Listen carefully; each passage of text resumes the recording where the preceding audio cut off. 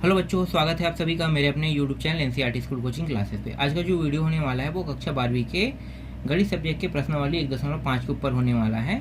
प्रश्नावली 1.5 आज मैं कंप्लीट कर दूंगा। इसके बाद मैं आपको अगले अध्याय को बताऊंगा। तो जो प्रश्न बचा है उनको मैं आप लोगों को इस वीडियो में बताने वाला हूँ। तो आज के इस क्लास में मैं प्रश्न क्रमांक 4 को बताने वाला हूँ। ये जो प्रश्न क्रमांक 4 है यहीं से शुरू करेंगे, क्योंकि बाकी प्रश्न जो है वो पहले ही मैंने कंप्लीट करा दिया है। तो प्रश्न क्रमांक 4 क्या है? यदि एफ एक्स बराबर 4x प्लस 3 अपान 6x माइनस 4 दिया हुआ है और x का जो मान है कोई भी कंडीशन में क्या नहीं होना चाहिए, 2/3 नहीं होना चाहिए कह रहा है। ठीक है, तो दर्शाइए कि जहां x बराबर नहीं है 2/3 के लिए एफ ओ एफ एक्स बराबर x, मतलब ये जो एफ ओ एफ जो हम सिद्ध करेंगे ना, इसका जो मान है वो x होना चाहिए कह रहा है। तो f का प्रतिलोम फलन क्या है ये भी हमें बताना है। तो यहाँ पे हमें दो मान सिद्ध करना है, एक तो ये सिद्ध करना है और दूसरा इसका प्रतिलोम सिद्ध करना है। ठीक है, तो चलो अब इस प्रश्न को बनाते हैं। तो जो दिया है उसको पहले लिख लेते हैं। क्या दिया है भाई? एफ एक्स का मान दिया हुआ है ना, तो उसी को यहाँ पे लिख लेते हैं। दिया गया फलन है एफ एक्स का मान 4x प्लस 3 अपान 6x माइनस 4, जहाँ x बिल्कुल भी, x का जो मान है बिल्कुल भी 2/3 नहीं होना चाहिए कह रहा है। ठीक है,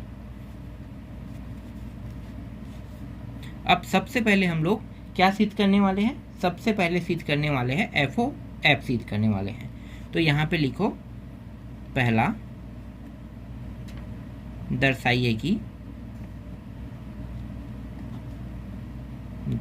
कि या सिद्ध करिए कि कह सकते हैं ना, मैं दर्शाइए कि लिख रहा हूँ। एफ ओ एफ एक्स के बराबर हम लोग क्या सिद्ध करेंगे? एक्स सिद्ध करेंगे। ठीक है, यही सिद्ध करेंगे। तो हम लोग क्या करेंगे, यहाँ पे ये जो मान ये जो दिखाई दे रहा है ना, ये लेफ्ट हैंड साइड में, इसी को लेकर चलेंगे। तो लेफ्ट हैंड साइड को लेकर चल रहे हैं, तो लेफ्ट हैंड साइड को यहाँ पे लिखो एफ ओ एफ, ये रहा एक्स। इसे और कैसे लिख सकते हैं? इसे हम लोग लिख सकते हैं एफ फिर कोष्ठक के अंदर फिर एफ एक्स, इस तरीके से भी इसे लिख सकते हैं। ठीक है, तो अब जो हम लोग हल कर रहे हैं इसी के फॉर्म को बदल के हल कर रहे हैं ना, तो मतलब इसको लिखने के तरीके में हमने किस तरीके से लिखा? इस तरीके से। तो यहाँ पे देखो, अब आपको क्या दिखाई दे रहा है? यहाँ पे एफ एक्स दिखाई दे रहा है, तो एफ एक्स का मान यहाँ पे दिया हुआ है। यहाँ से हम क्या करेंगे? एफ एक्स के मान को यहाँ पे रख देंगे, तो रख दो। तो यहाँ पे एफ बस को लिखो और इसके जगह पे मैं क्या लिखूंगा? इस वाले मान को लिखूंगा। तो 4x प्लस 3 अपान 6x माइनस 4, ये रहा।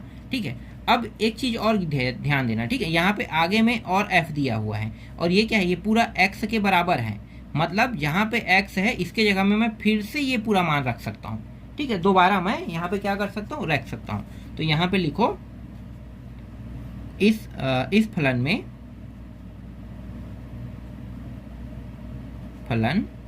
में x का मान रखने पर, ठीक है, x के स्थान पर भी लिख सकते हो, x के मान रखने पर, या x के स्थान पर 4x प्लस 3 6x माइनस 4 रखने पर,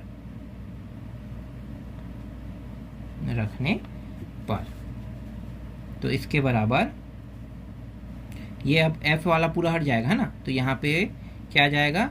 4, और ये जो x है इसकी जगह पे रख रहे हैं, तो यहाँ पे फिर से कोष्ठक बना लो और लिखो 4x प्लस 3 और 6x माइनस 4 फिर प्लस 3,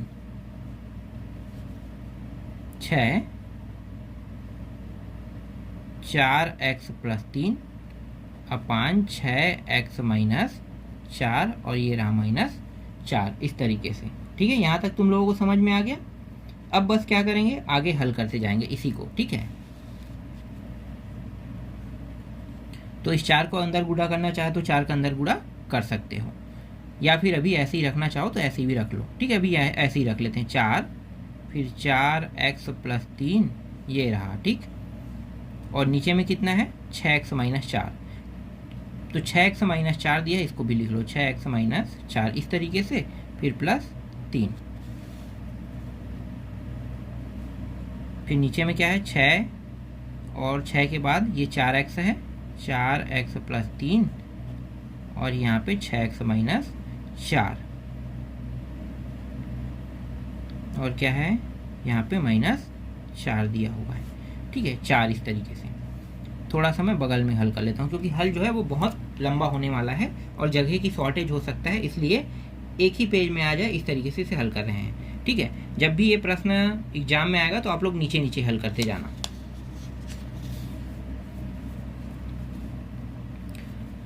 देखो यहाँ पे कुछ नहीं है मतलब 1 है, यहाँ भी कुछ नहीं मतलब 1 है। जब तक के हर बराबर नहीं होगा तब तक के ना हम किसी को जोड़ सकते हैं ना घटा सकते हैं। देखो इसको हम तब तक के नहीं जोड़ सकते इसके साथ जब तक कि ये हर जो है यहाँ पे भी सेम टू सेम मान ना आ जाए, और यहाँ भी वैसे ही होगा इस हर में। देखो यहाँ भी सेम टू सेम मान ना आ जाए तब तक कि हम इसको भी नहीं जोड़ सकते। ठीक है, तो सेम टू सेम लाने के लिए क्या करना पड़ेगा, इसका गुणा इन दोनों के साथ ऊपर नीचे करना पड़ेगा, इस वाले का गुणा इन दोनों के साथ ऊपर नीचे करना पड़ेगा, बस इतना ही करेंगे। तो यहाँ पे पहले ही जो 4x प्लस 3 दिया है वो जैसा है वैसा रहने दो। ठीक है, ये जैसा वैसा रहने देते हैं, फिर प्लस 3 और ये बराबर, अब देखो ये जो है इसके साथ गुणा होगा ना, यहाँ पे 3 दिया हो तो इसके साथ भी गुणा कर दो, तो 6x माइनस 4 इस तरीके से। अब ये दोनों जो है वो समान हो जाएगा तो इन दोनों का गुणा करेंगे तो समान आ जाएगा, मतलब 6x माइनस 4 यही आएगा, तो बस इतना लिखेंगे। अब इसको भी वैसे ही हल करते हैं, तो 4x प्लस 3 फिर माइनस 4, इसके साथ भी इसका गुणा करेंगे तो 6x माइनस 4, नीचे वाला ये दोनों गुणा हो जाएगा, मतलब 6x माइनस 4 ही रहेगा। देखो अब हर बराबर हो गया, हर बराबर होने का मतलब है सब में एक जैसा मान, मतलब ये एक बार बस लिखा जाएगा। अब तो देखो एक बार बस मैंने लिख दिया। अब ये दूसरा है पद और ये चौथा पद है, तो नियम क्या कहते हैं, दूसरा और चौथा जो है वो एक दूसरे को भाग करता है, तो भाग करता है मतलब सेम टू सेम है, तो दोनों एक एक बार में क्या हो गया कट गया, तो इसको क्या कर दिया हमने कटा दिया, समझ। ठीक है, ये समझ में आया कैसे कटा। चलो अब बचा क्या है, ये वाला मान और ये वाला मान, तो इसका अंदर गुणा कर लेते हैं, इसका अंदर गुणा कर लेते हैं, तो 4 चौक 16, चलो इसको लिखो 4 चौक 16 x प्लस 4 तिया 12, फिर प्लस 6 दोबारा 6 तिया 18 है ना, तो ये हो गया 18x माइनस 4 तिया 12। नीचे को देखो तो ये हो जाएगा 6 चौक 24, 24x प्लस 6 तिया 18, एक मिनट ये 18 हो गया। ठीक, फिर माइनस, देखो यहाँ पे माइनस दिया है तो हम सभी मानों को क्या करेंगे कोष्टक में लिख लेंगे, क्योंकि माइनस वाला जो है ना काफ़ी कॉम्प्लिकेटिव होता है। तो यहाँ पे क्या होगा, देखो इसको हल करेंगे तो ये हो जाएगा 24x और ये हो जाएगा फिर माइनस 4 चौक 16। ठीक है, इस तरीके से। चलो देखो अब जो जो कट रहा है उसको कटा दो, तो ये कट रहा है ये कट रहा है, ठीक है दोनों कट रहा है, दोनों को हमने कटा दिया। इन दोनों को क्या करेंगे जोड़ देंगे, जोड़ने पर ये कितना आएगा, तो ये हो जाएगा 17 दूनी 34, 34x हो जाएगा। ठीक है, मतलब ये 16 है और ये 18 है, तो अगर एक इसको देंगे 17 हो जाएगा, 17 और ये भी 17 हो जाएगा 34। ठीक है, इसके हिसाब से मैंने इसको गुणा कर दिया। ठीक, अब यहाँ पे देखो कितना है 24 है, तो लिखो 24x प्लस 18 और ये जो माइनस इसका अंदर गुणा कर दो तो ये माइनस 24x हो जाएगा, जो माइनस है वो क्या हो जाएगा प्लस हो जाएगा, तो ये प्लस 16 हो गया। 24 24 मतलब दोनों जो है वो किस में है, एक प्लस में एक माइनस में, इसलिए ये कट गया। अब यहाँ पे 18 16 बचा है तो मतलब ये भी क्या होगा 34 ही होगा ना, तो इसको भी लिख लो 34x और ये रहा 34x, ये दोनों कट जाएगा कितने बार में, एक मिनट इसमें x है इसमें नहीं है। ठीक है, एक सेकंड ये पूरा हटा दो, यहाँ पे लिखो 34x और नीचे में क्या है 34 है, ये और ये कट गया। ठीक है, बचा क्या x बस बचा है, x कट रहा है क्या, x नहीं कट रहा है ना, x अकेला है, तो यहाँ पे बचा क्या सिर्फ x। ये जो f(x) है इसका मान कितना आ रहा है x आ रहा है, और ये जो एफ ओ एक्स बराबर एक्स हमें जो प्राप्त हो रही है क्या है, राइट हैंड साइड है। इसका मतलब क्या है, ये सिद्ध हुआ है ना, सिद्ध हुआ। तो ये वाला प्रश्न जो है जिसमें दो, एक तो एफ ओ एफ एक्स, ये जो हमें ज्ञात करना था ये क्या हो गया, ये ज्ञात हो गया। ठीक है, अब अगले में चलते हैं। दूसरा है प्रतिलोम ज्ञात करना। तो सेकेंड यहाँ पे प्रतिलोम ज्ञात करेंगे, तो एफ का प्रतिलोम, प्रतिलोम क्या होगा, एफ की घात -1। अगर किसी के ऊपर घात -1 लगा दोगे तो क्या होगा, उल्टा हो जाएगा। तो मतलब एफ का प्रतिलोम एफ की घात -1 है ना, यही होगा। तो एफ की घात -1 होगा। इसका मतलब क्या है, ये जो एफ एक्स दिया हुआ है ना, इसके जगह में क्या रखेंगे, वाई रखेंगे। सबको पता है ना, इसके जगह में क्या रखते हैं, वाई रखते हैं। तो वाई को अभी मैं क्या करूँगा, इस साइड लेकर आ जाता हूँ, वाई इस साइड और ये एफ एक्स इस साइड। इस तरीके से दोनों को जमा के अब लिख लेते हैं। ठीक, वाई का मान हमारे पास नहीं है, इसलिए हम वाई को किस साइड रख रहे हैं, लेफ्ट हैंड साइड में। लेकिन हमारे पास एफ एक्स का मान है, तो एफ एक्स का मान कितना है, एफ एक्स का मान है 4x + 3 और 6x - 4। ठीक है, इस तरीके से हम इसके मान को यहाँ पे रख देंगे। अब आगे क्या करने वाले हैं, आगे अब x के मान निकालने वाले हैं। ठीक है, क्योंकि यहाँ पे y का मान तो दिया नहीं है, तो हम क्या करेंगे, x के मान को निकालेंगे। तो x के मान निकालने का तरीका क्या है, ये जो आपको नीचे में मान दिखाई दे ना 6x - 4, इसका गुणा अगर हम इसके साथ कर देते, देखो यहाँ पे कुछ नहीं मतलब एक है, तो तिर्यक गुणा नियम लागू कर देते हैं, तो इसका गुणा इसके साथ हो जाएगा।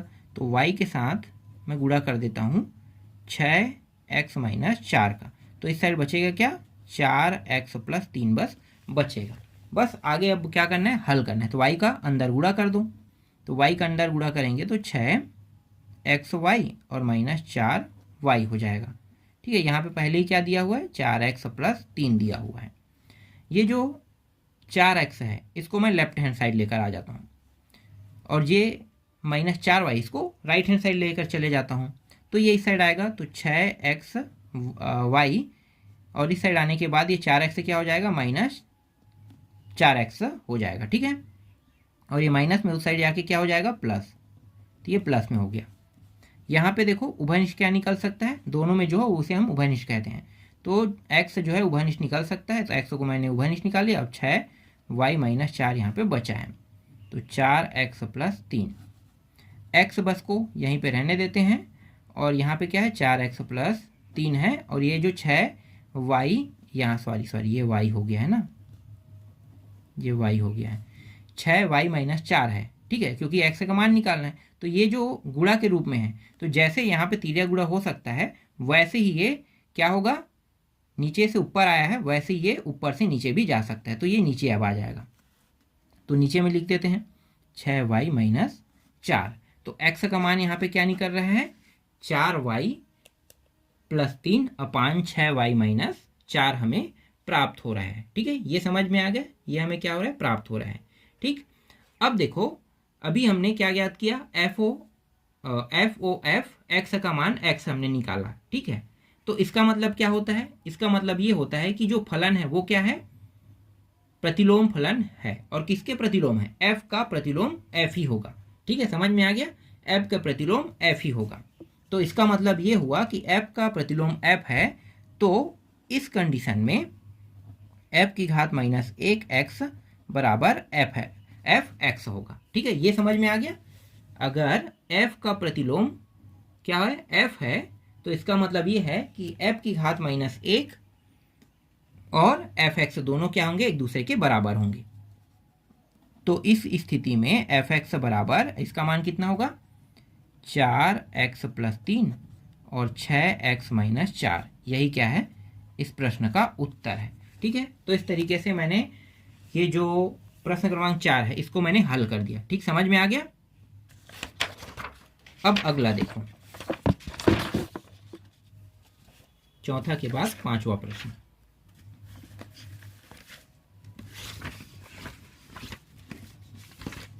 चौथा के बाद पांचवा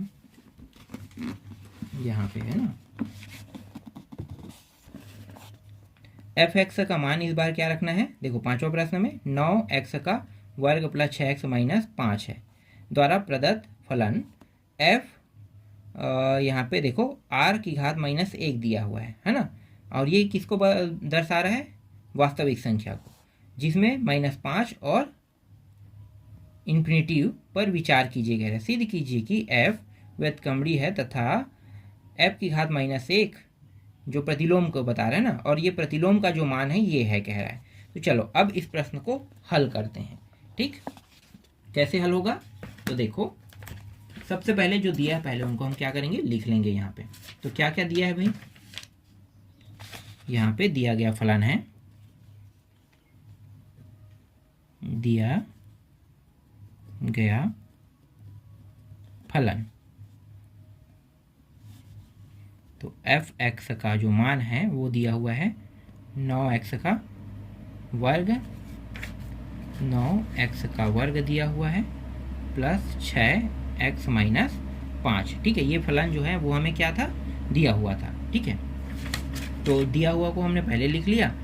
अब यहाँ पे मैं लिखूंगा प्रांत वाला। ठीक है, ये भी दिया हुआ है, तो जहाँ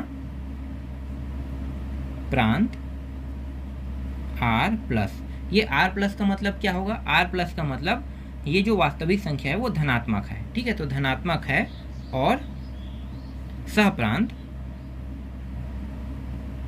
प्रांत -5 से इन्फिनिटी है। तो सबसे पहले हम लोग इसमें एकेकी पहले सिद्ध करेंगे, है ना।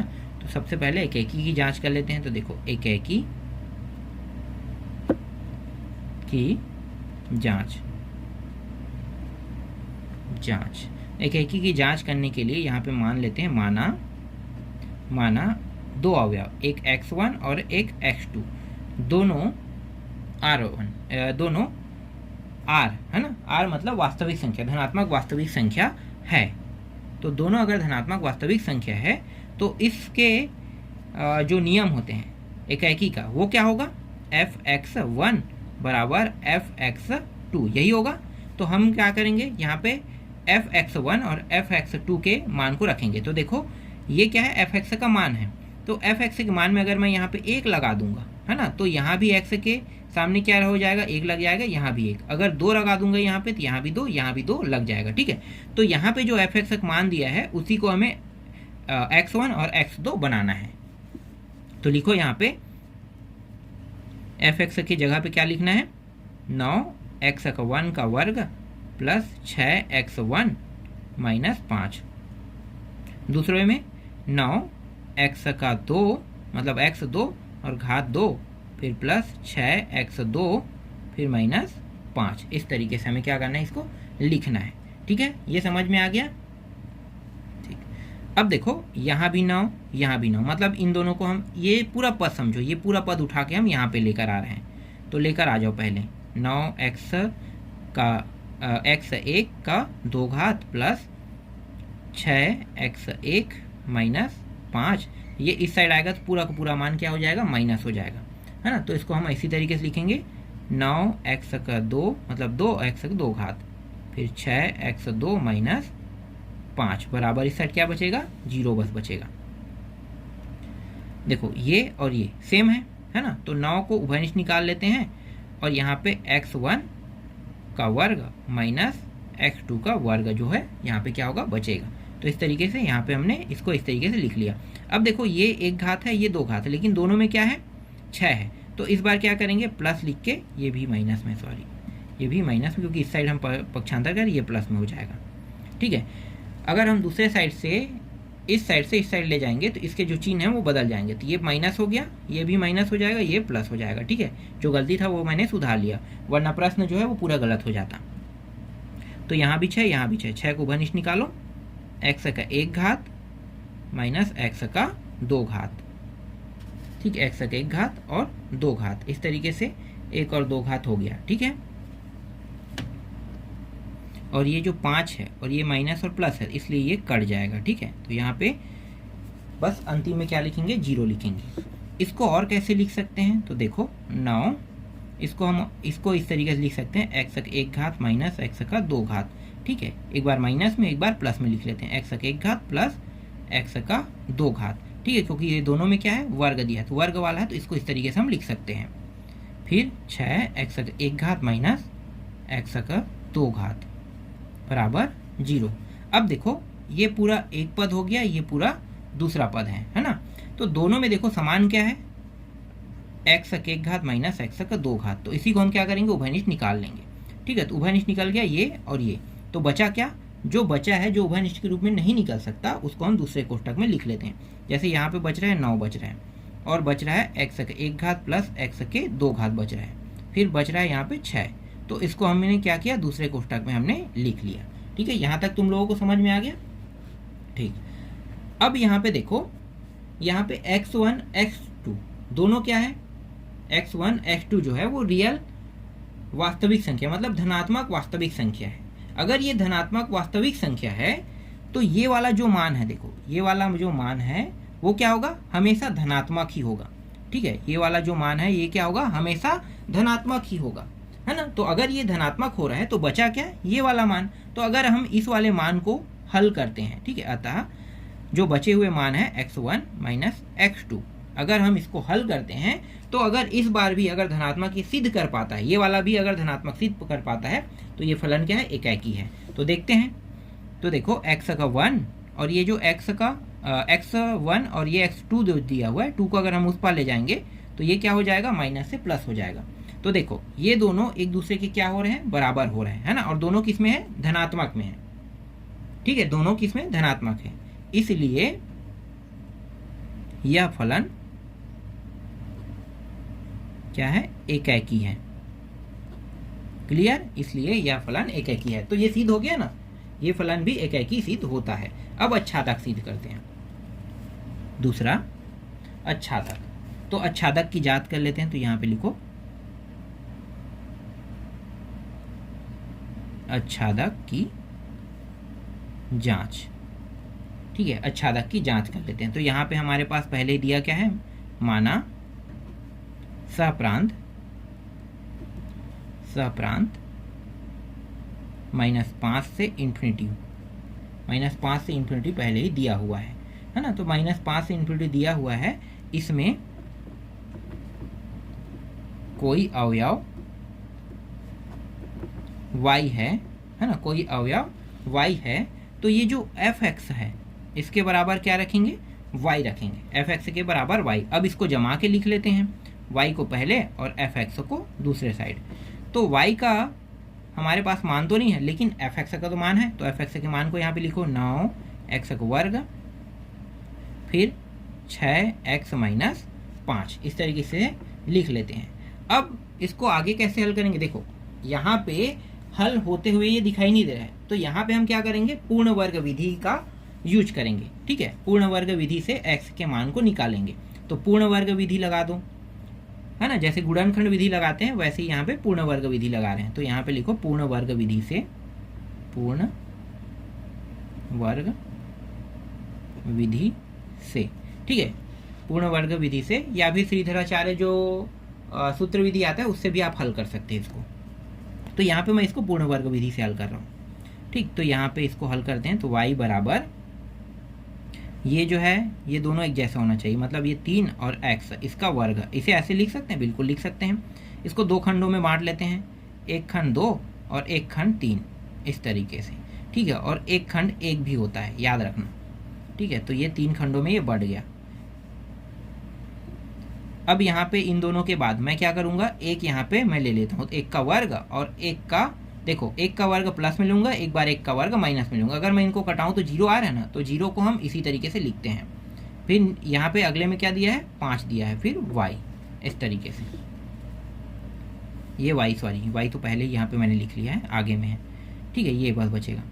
ठीक, तो देखो अगर इन तीनों को देखा जाए, तो ये क्या बना रहा है, ये बना रहा है, एक सूत्र बना रहा है ना, मतलब सूत्र अगर सर्वसमीका का हो तो सर्वसमीका के नियम के तहत ये क्या बन जाएगा, देखो यहाँ पे 3x है तो ये 3x, और लास्ट में क्या दिया है, 1 दिया है जो प्लस में है, तो 1, तो इसका वर्ग। ऐसे हम इसे लिख सकते हैं, सर्वसमीका से बिल्कुल लिख सकते हैं। तो ये माइनस माइनस है दोनों, तो -6 आ जाएगा। ठीक, इस 6 को मैं y के साइड लेकर आ जाता हूँ, तो ये माइनस से क्या हो जाएगा, प्लस हो जाएगा, 3x 1 का वर्ग। ठीक है, इस तरीके से।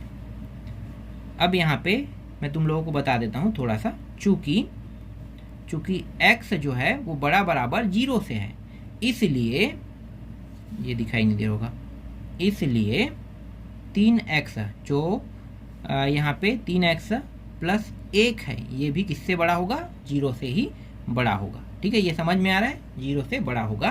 तो 3x लिखो, 3x प्लस 1। ठीक है, यहाँ पे क्या बचा देखो, ये जो 3x प्लस 1 है इसके ऊपर वर्ग दिया, अगर मैं वर्ग हटा दूं तो अंडर रूट किसके ऊपर आ जाएगा? इसके ऊपर। तो ये y प्लस 6 के ऊपर क्या आ गया? अंडर रूट आ गया। ठीक, अब बचा क्या हमारे पास? अब कुछ नहीं बचा है ना। फिर से हल करें तो यहाँ पे 3x बस को यहीं पे रहने देते हैं और y प्लस 6 जो अंडर रूट के अंदर में है, इस साइड क्या ले जाता हूँ मैं? 1 को ले जाता हूँ, तो ये -1 यहाँ पे आ जाएगा। अब फिर से मैं क्या करूँगा? x को अकेला करूँगा, मतलब ये जो x है इसी का मान निकालना है। अब x अकेला हो गया तो ये जो 3 है ये इसको क्या करेगा? भाग करेगा। तो ये y प्लस 6 जो अंडर रूट के अंदर है, फिर -1, और ये जो 3 है इसको क्या कर रहा है? भाग कर रहा है। ठीक है, ये भाग कर रहा है। समझ में आ गया? तो यहाँ पे मैंने क्या निकाला? x का मान निकाला, x का मान निकल गया। अब यहाँ पे मैं तुम लोगों को थोड़ा सा बता देता हूँ। देखो जो y है बड़ा बराबर किससे हो रहा है? -5 से, मतलब y का मान -5 से हमेशा क्या होगा? ज़्यादा होगा। ठीक है, और x क्या है? x एक वास्तविक संख्या है, x वास्तविक संख्या है और x का मान किस में होगा? हमेशा धनात्मक में होगा, है ना, धनात्मक में होगा। इसलिए यह फलन क्या है? अच्छादक है। ठीक है, तो इसलिए यह फलन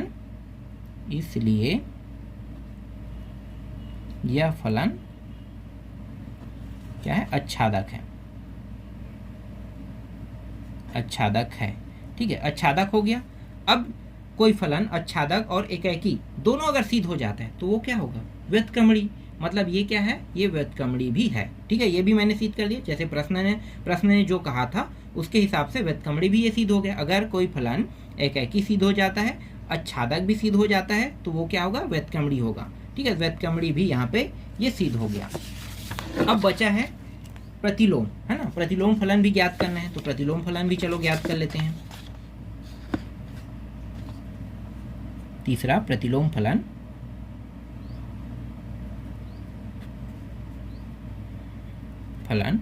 और f की घात -1 3, मतलब x की जगह में 3 का मान। तो प्रतिलोम f के मान क्या होगा? इस तरीके से, ना, y के साथ लिखेंगे और जो हमारे पास अभी मान है y प्लस 6 फिर -1 और नीचे में 3। तो जहाँ पे y दिया रहेगा उसके जगह में कितना रखेंगे? 3। तो f की घात -1 3 प्लस 6 -1 और ये रहा 3, तो ये हो जाएगा 9, फिर -1 और 3। आगे जब मैं इसे हल करूँगा तो ये 3 का वर्ग होगा, मतलब 3 बाहर हो जाएगा, -1 और ये रहा 3, तो ये हो जाएगा 2/3। ठीक है, तो 2/3, तो f की घात -1 3, इसका मान कितना आ रहा है? 2/3 आ रहा है। यही क्या है? इस प्रश्न का उत्तर है। ठीक है, तो इस तरीके से प्रतिलोम फलन भी मैंने ज्ञात कर दिया। अब बचा है अंतिम प्रश्न। अंतिम प्रश्न जो है इसे तुम लोग खुद बना के देखना। ठीक है, मैंने 2 प्रश्न बता दिया, अब बचा बस है अंतिम प्रश्न। ये प्रश्न देखो, r की घात, मतलब घात नहीं, सॉरी, यहाँ पे देखो दर्शाइए कि f r-1 है ना, और r-1 दो दिया है, जहाँ f(x) बराबर क्या है? x/x + 1 व्युत्क्रमणी है, तो f-1 ज्ञात कीजिए। ठीक है, तो ये ज्ञात करोगे तो जो मान है, अभी हमने सेम टू सेम ऐसे ही प्रश्न बनाया है ना, तो जो उत्तर है प्रतिलोम अगर ज्ञात करते हो, देखो ये प्रतिलोम है, प्रतिलोम ज्ञात करोगे इसका मान इसके बराबर ही आएगा। ठीक है, बस थोड़ा सा चेंज हो जाएगा, एक इस पार x इस पार। देखो यहाँ पे उत्तर भी दे दिया है यहाँ पे, तो इसको बना के देखना। 6वां मैं छोड़ रहा हूँ, बस एक प्रश्न बस को छोड़ रहा हूँ, बाकी मैंने सभी प्रश्नों को बता दिया। तो आशा करता हूँ ये जो छोड़ा हुआ प्रश्न है ये आप लोग बना लोगे। अब इसके बाद मैं आप लोगों को अध्याय 2 के प्रश्नों को बताऊंगा। अध्याय 2 में प्रतिलोम त्रिकोणमिति फलन दिया हुआ है, तो प्रतिलोम त्रिकोणमिति फलन के प्रश्न को जल्द ही मैं शुरू करने वाला हूं, तो आप लोग तैयार रहो सेकेंड अध्याय के लिए।